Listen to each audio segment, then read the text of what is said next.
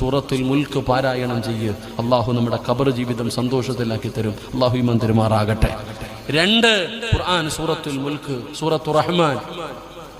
അർ-റഹ്മാൻ അല്ലമൽ ഖുർആൻ ഖലഖൽ ഇൻസാന അല്ലമഹുൽ ബയാൻ. എന്ത് പ്രതിഫലം! ഈ ഉസ്താദന്മാരെയും തങ്ങന്മാരൊക്കെ വരുമ്പോൾ പറയും, ഒന്ന് വീട്ടിൽ വാ ഉസ്താദ് ദുആ ചെയ്യാൻ. ഇല്ലേ, നമ്മളെ വീടുകളിലേക്ക് വിളിച്ചുകൊണ്ട് പോകും ദുആ ചെയ്യാൻ.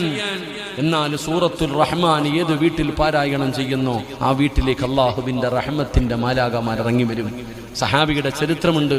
ഖുർആൻ ഓതിക്കൊണ്ടിരുന്നപ്പോ വീട്ടിൽ കെട്ടിയിരുന്ന ഒട്ടകവും കുതിരയൊക്കെ കിടന്ന് ചാടാൻ തുടങ്ങി.